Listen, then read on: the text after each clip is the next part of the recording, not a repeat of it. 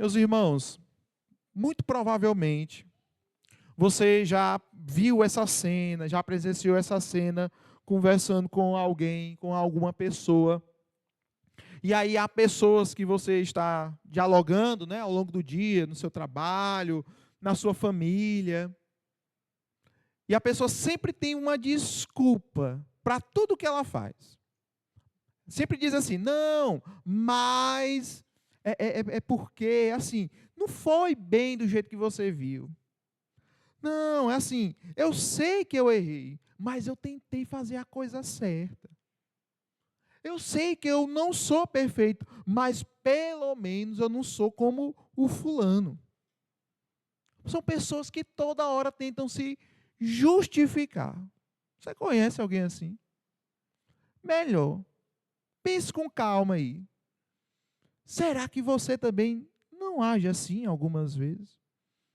Quando alguém lhe pega no seu contrapé, né, que a gente diz, e aí você já tem uma desculpa pronta, um argumento para se defender, porque você quer equilibrar um pouquinho aí da sua consciência.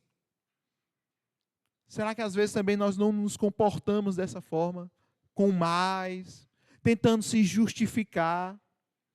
Por que que isso acontece? Por que que toda hora a gente tenta se justificar, justificar as nossas ações, justificar as nossas atitudes, as nossas emoções? Porque dentro de nós, irmãos, nós não suportamos a ideia de sermos encontrados culpados sem defesa. Não.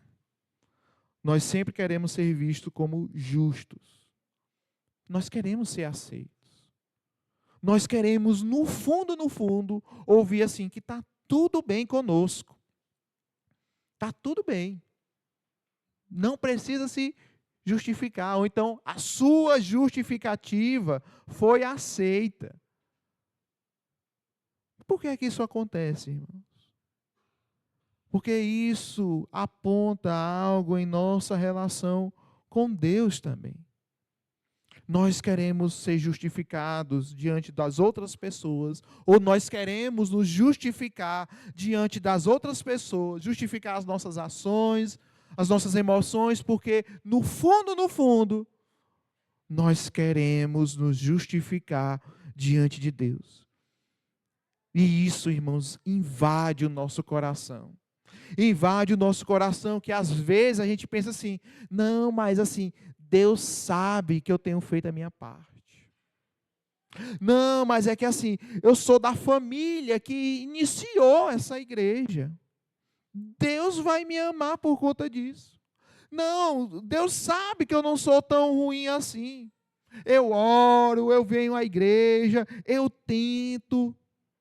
E aí, sem perceber, meus irmãos, nós transformamos a nossa vida espiritual numa tentativa constante de provar que somos dignos diante de Deus. E aí, às vezes, a gente meio que tenta até apresentar um currículo diante de Deus. Mas isso não é o Evangelho. Todo esse seu esforço não diz respeito ao Evangelho. O caminho pelo qual nós somos aceitos diante de Deus não passa por quem você é, por quem nós somos, nem por aquilo que nós fazemos. E isso era importante para aquela igreja, para a igreja dos Gálatas. Porque, permita-me apresentar um pouco o contexto. A igreja na Galácia foi formada por Paulo, formada por gentios. Paulo pregou aos gentios. Só que depois de um tempo, chegaram ali homens que se faziam de irmãos, como Paulo fala, se fingiam de cristãos, mas que eram judaizantes. E a mensagem, o teor da mensagem, a essência da mensagem desses homens ali, no contexto daqueles irmãos, era de que Cristo não era suficiente. Cristo não era suficiente. Era necessário que eles continuassem com as práticas dos judeus. seguindo as leis judaicas. Um exemplo disso é a prática da circuncisão. E eles estabeleciam uma linha que dividia entre quem fazia a prática, quem era dos judeus e os gentios. E estava acontecendo então esses problemas no contexto daquela igreja, a ponto até da comunhão de Paulo com Pedro aqui ser colocada em xeque.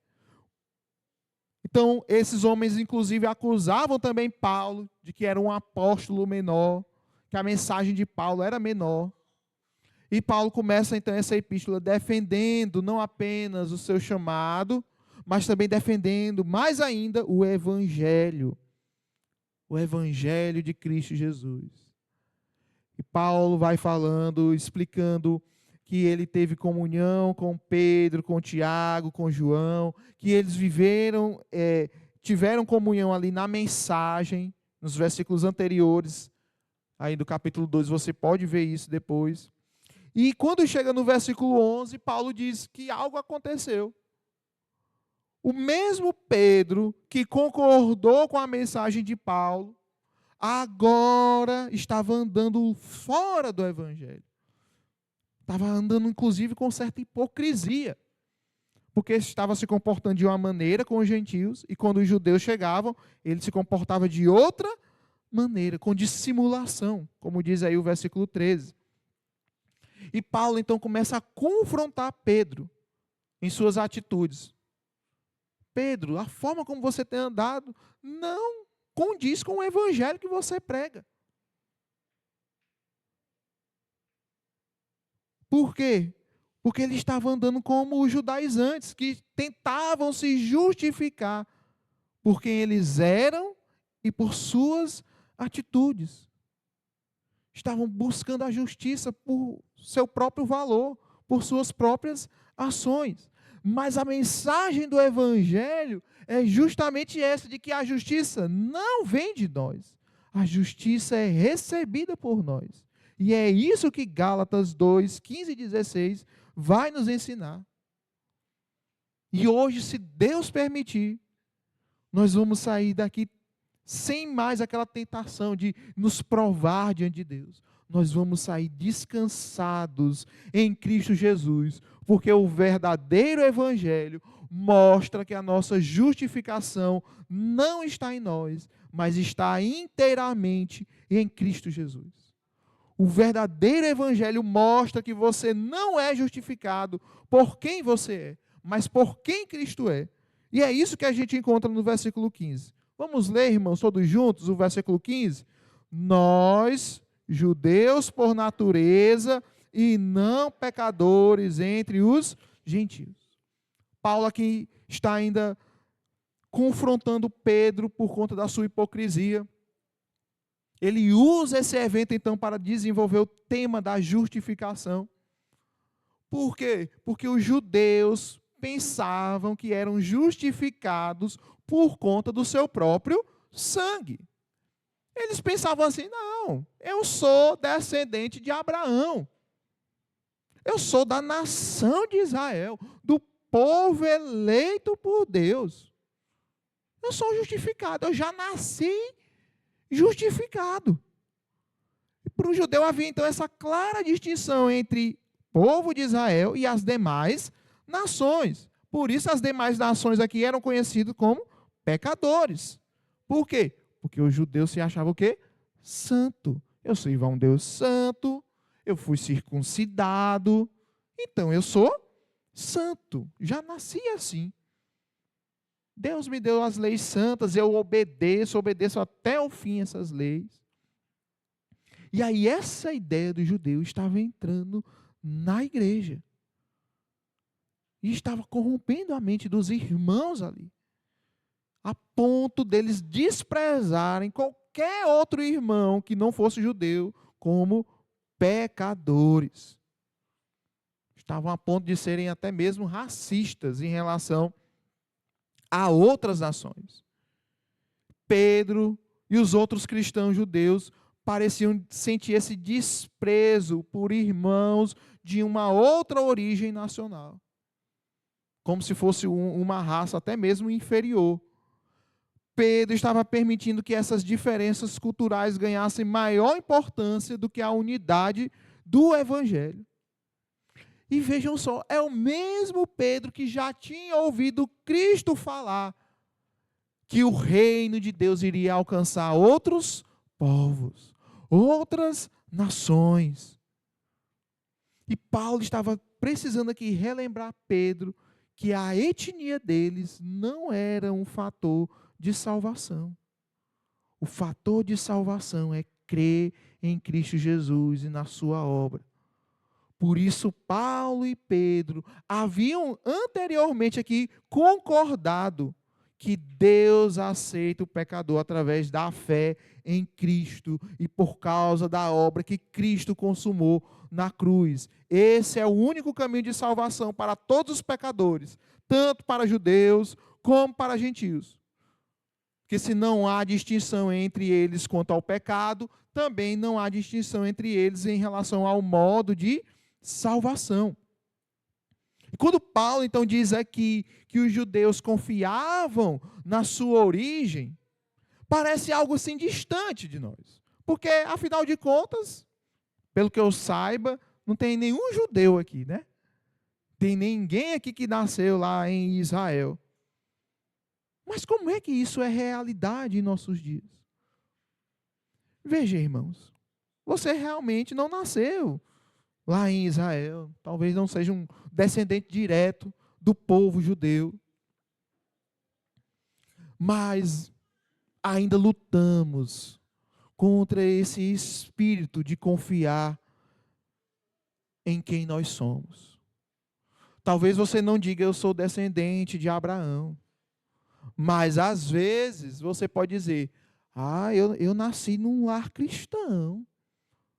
Eu fui batizado na infância. Eu sou membro da igreja há muitos anos. Eu conheço muito bem a doutrina. A minha família fundou várias igrejas. Cidade tal, estado tal. Foi a minha família que fundou. Eu sou presbiteriano, reformado de nascença. De forma sutil, irmãos. Nós, às vezes, construímos a nossa identidade espiritual baseado nessas coisas. Como se a gente estivesse assim, um degrau acima, como os cristãos judeus estavam se considerando aqui. Como se isso nos tornasse assim, mais aceitos diante de Deus. Você mesmo já deve ter ouvido alguém dizer que cresceu na igreja, que frequentou a escola dominical, que aprendeu o catecismo, que nunca se desviou. E ao mesmo tempo, essa pessoa olha para alguém que veio de um passado quebrado, que não veio de um lar cristão, alguém que conheceu Cristo apenas depois de uma vida marcada pelo pecado visível. E essa pessoa, às vezes, olha para o outro e diz assim, eu sou melhor do que ele. Eu sou melhor. Eu não tive essa vida pregressa. Eu sempre ouvi de Cristo. Nós somos, irmãos, tentados a esse tipo de pensamento. De nos considerarmos melhor do que os outros. De acharmos que a nossa criação vai nos justificar diante de Deus. E é exatamente isso aqui que Paulo está confrontando. Porque o Evangelho não cria uma elite espiritual no meio do povo do Senhor. O Evangelho cria um povo redimido pela graça de Deus. O problema, irmãos, não é você ter uma herança espiritual, você nascer num lar cristão, onde somente se prega Cristo, é uma bênção. É uma bênção que Deus concedeu a você. Isso é uma maravilha e você deve ser grato a Deus por isso. Agora o problema é você confiar nisso, gerando um orgulho espiritual, gerando desprezo sutil pelos outros, gerando uma falsa segurança, que era o que Pedro estava passando aqui. Era o que Pedro estava vivendo com esses outros irmãos judeus. Atitudes incoerentes com o Evangelho. E Paulo, então, olha para Pedro e diz: Pedro, nem mesmo a nossa melhor origem nos salva. Por quê? Por que que Paulo diz isso para Pedro, irmão? Irmão, porque todos pecaram, todos carecem da glória de Deus. Todos chegam a Deus da mesma forma, com as mãos vazias.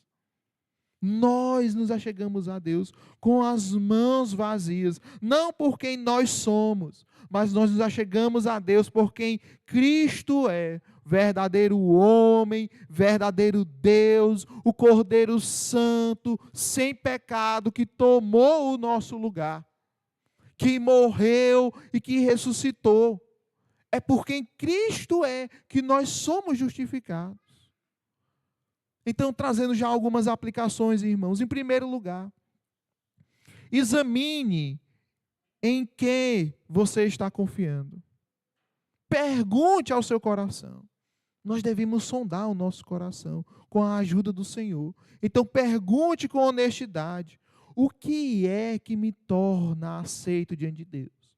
O que é que tem me trazido paz em relação ao meu relacionamento com Deus? É a minha história? É a minha vida? É a minha família? Ou é Cristo Jesus? É em Cristo que eu busco o Senhor? Ou eu tento me justificar diante de Deus por aquilo que eu sou ou imagino que eu sou? Sonde, meu irmão, seu coração. Em segundo lugar, abandone qualquer senso de superioridade espiritual. Não existe elite, eu já disse. Por quê? Porque o Evangelho nivela todos nós. A cruz de Cristo coloca todos nós em pé de igualdade. É lógico que temos ofícios diferentes no contexto da igreja. Temos funções diferentes. Mas diante do Senhor ninguém é justificado melhor. Ninguém é melhor do que outro. Não há judeu, não há gentil. Ou como Paulo vai dizer mais à frente nessa carta: não há homem, não há mulher, não há servo, não há livre. Todos nós precisamos do mesmo Evangelho, do mesmo Cristo. Terceiro lugar, meu irmão. Trate os outros com a mesma graça que você recebeu. Porque se você não foi aceito por quem você é, então nós não temos o direito de rejeitar ninguém por quem essa pessoa é. Porque às vezes, que é justamente o contexto aqui aos Gálatas, os irmãos queriam rejeitar os outros de outras nações, os gentios. E às vezes nós sofremos isso também. Chega alguém no nosso contexto que é um pouco diferente do nosso jeito, que tem uma história bem diferente. E às vezes a gente tem a tentação de deixar essa pessoa mais para lá. Deixar ela assim mais de escanteio. Mais isolada. Mas veja, meu irmão, você foi recebido por quem Cristo é. Receba esse irmão por quem Cristo é também. Todos nós somos alcançados pela graça do Senhor. Mas talvez alguém ainda pense assim: não, tudo bem, a minha origem não me salva. Mas e as minhas obras? E o meu esforço? E a minha obediência? E tudo aquilo que eu faço para Deus? Tem algum valor? Não me justifica, não. Não melhora um pouquinho a minha condição diante de Deus. E é aqui que Paulo aprofunda ainda mais, irmãos, o golpe no nosso orgulho. Porque não é apenas a nossa identidade que falha em nos justificar. As nossas obras também falham. E é isso que ele diz no versículo 16. Vamos ler todos juntos? Sabendo, contudo,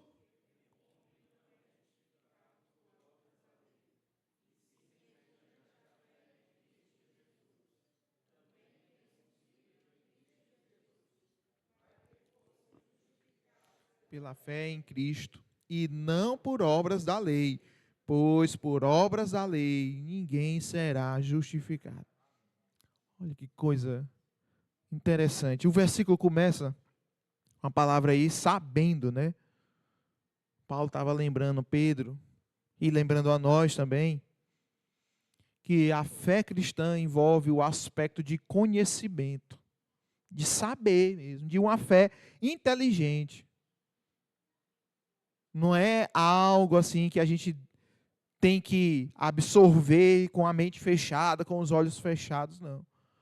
A fé em Cristo exige pensamento, ponderação, conhecimento. E o que é que deve ser sabido? O que é que deve ser compreendido por aqueles que creem? Aí Paulo vai falar 3 coisas assim muito interessantes em relação à verdade do Evangelho, que é a respeito sobre a justificação pela fé. Lutero falava, inclusive, que isso é a essência do Evangelho. Não há Evangelho sem justificação pela fé. E ele diz a primeira verdade, que é o quê? Sabendo, contudo, que o homem não é justificado pelas obras da lei, e sim mediante a fé em Cristo Jesus. Paulo está mostrando aqui, irmãos, que não há ninguém no gênero humano, qualquer pessoa, sendo homem ou mulher, que seja justificado pelas obras da lei.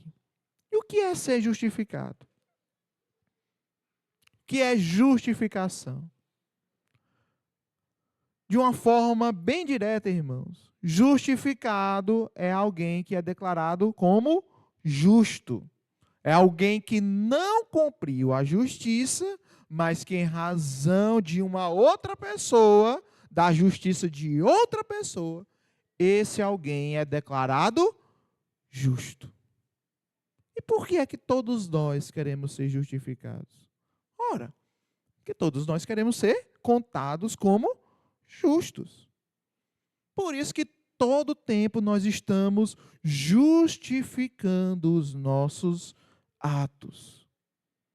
E até mesmo para entrar no céu, nós somos tentados a nos justificar. Como é que nós fazemos isso? Geralmente pelas obras da lei. Ou como é dito no popular, fazendo coisas boas. Não, você já ouviu isso? Não, eu estou fazendo isso aqui porque eu quero o meu lugarzinho no céu. Eu quero o meu lugarzinho no céu. Eu quero garantir a minha cadeirinha no céu. E o judeu fazia isso. O judeu pensava na sua justificação não apenas por quem ele era, porque ele era diferente do gentio, mas também por obediência à por obediência à lei do Senhor, obedecendo à lei do Senhor na íntegra. Seu aspecto moral, seu aspecto civil, seu aspecto cerimonial. Então, os judaizantes que estavam entrando aqui na igreja dos Gálatas, não estavam pensando no vácuo. Eles tinham isso em mente. Não basta só crer em Cristo, nós também temos que obedecer à lei, temos que ser circuncidados, vocês têm que ser circuncidados, vocês que estão vindo de outras nações. Eles realmente criam nisso. E isso, irmãos, é a religião também dos nossos dias. No contexto brasileiro, o evangelicalismo prega uma espiritualidade baseada no desempenho. E nós corremos o risco de pensar da mesma forma. Quantas vezes, talvez, você já não tenha pensado assim: eita, essa semana eu orei mais. Eu estou mais perto de Deus. Se eu orar mais, Deus vai me amar mais. Ou então, o contrário: eita, essa semana eu falhei. Eu orei menos. Então Deus deve estar distante de mim. E a nossa, então, relação com Deus não é mais uma relação pactual. Fica mais uma relação de balança. Se eu faço mais, Deus me aceita. Se eu faço menos, Deus então me rejeita. Irmãos, isso não é o Evangelho. Isso é escravidão religiosa. E às vezes nós pensamos dessa maneira. Ou então, você pensa com aquela mente de tentar compensar Deus. Eita, meu Senhor, eu errei nisso aqui. Agora eu vou precisar fazer algo a mais para compensar o meu erro. Eu vou me desenvolver mais na igreja para melhorar a minha situação com Deus. Eu quero que Deus me abençoe nisso aqui. Então eu vou me esforçar mais. E aí ele vai ter uma peninha de mim, né? E vai me ajudar. Como se as nossas obras pudessem apagar a nossa culpa. Como se o nosso serviço ao Senhor pudesse comprar o perdão dele. Nós não somos justificados assim, irmãos. Nós somos justificados mediante a fé em Jesus Cristo. É a fé, irmãos. A fé que o próprio Senhor nos dá. Ele nos dá essa fé para crermos nele, crermos no seu Filho. E Ele mesmo é o Senhor quem nos justifica. Não é também a nossa fé quem nos justifica, não. A fé que nos permite apropriarmos dessa justificação em Cristo Jesus. É por isso que é, de certa forma, assim, humilhante para nós a mensagem do Evangelho. A mensagem do Evangelho nos humilha, irmãos. Porque desde a queda, nós queremos fazer por merecer. Desde a queda, nós queremos nos justificar.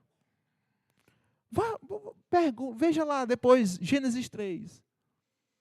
O Senhor falando com Adão, o que é que Adão diz? Adão não diz, ô Senhor, eu pequei. Ele diz o quê? Ah, Senhor, mas foi a mulher que tu me deste. Eva não diz, Senhor, de fato eu pequei. Ela diz, ah, Senhor, mas foi a serpente. Desde aquele momento, irmãos, nós queremos nos justificar diante de Deus. Nós queremos ter participação na nossa salvação. Mas a salvação, a justificação, não é por aquilo que nós fazemos. A nossa salvação, a nossa justificação é por aquilo que Cristo fez na cruz. Ele foi quem pagou o preço no nosso lugar. Ele foi quem foi circuncidado de fato no nosso lugar, rasgado por conta das nossas transgressões. Todos nós, irmãos, precisamos saber disso. E não apenas saber, como Paulo bem diz aqui na continuação, também temos crido em Cristo Jesus, para que fôssemos justificados pela fé em Cristo e não por obras da lei. Paulo está ampliando aqui, irmãos. Se no início do versículo tem esse aspecto intelectual, de conhecimento, de saber, agora Paulo mostra que isso não é suficiente. Não é suficiente para nós apenas saber quem é Jesus. Responder o que ele fez. Saber que nós precisamos de Deus. Você precisa crer. É preciso você experienciar isso de forma pessoal. Provar disso. Precisa a gente provar. Tem um ditado em inglês que diz assim, a prova do pudim é comê-lo. Sabe, você chegar numa padaria e olhar aquele pudim bem gostoso, com a calda assim, bem apetitosa, para você comer depois do almoço de domingo. É bonito de ver, mas você não sabe se esse pudim é gostoso. Você só vai saber como? Você cortar uma fatia bem generosa, né? Pegar uma colher, colocar na boca e mastigar. Aí você vai saber se o pudim é gostoso ou não, né? É a mesma coisa, irmãos, em relação ao Senhor Jesus Cristo. Não basta para nós apenas dizer que Ele é o Filho de Deus. Dizer, não, Ele morreu na cruz mesmo por nós. Você tem que provar isso. Você tem que crer nisso. Paulo está lembrando Pedro aqui. Pedro, nós temos crido, nós provamos esse Cristo. Você, cristão, não precisa apenas saber, você precisa crer que é justificado pela fé em Cristo. Provar isso dia após dia, descansar nisso. Por quê? Porque, como diz o final do versículo, porque por obras da lei ninguém será justificado. Paulo parece lembrar aqui do Salmo 143, versículo 2, que mostra que não há ninguém é justo diante de Deus por suas obras. E aqui Paulo está ampliando também, mais uma vez, dizendo, olha, não são só os judeus que não são justificados por obras da lei. Ninguém, nem os gentios, ninguém quer por nascimento, quer fazendo parte de qualquer povo, seja por qualquer educação religiosa, tribo, status social, origem, ninguém é justificado por obras da lei. O caminho da salvação é o mesmo para todos os homens, e esse caminho não passa pelas nossas obras. Esse caminho passa pela cruz de Cristo Jesus. Toda a carne tem de ser justificada através da fé em Cristo Jesus. Nós somos justificados não pelos nossos méritos, mas somente pelos méritos de Cristo. Porque foi Ele quem obedeceu perfeitamente à lei do Senhor. Foi Ele quem morreu como nosso substituto. Foi Ele quem ressuscitou para a nossa justificação.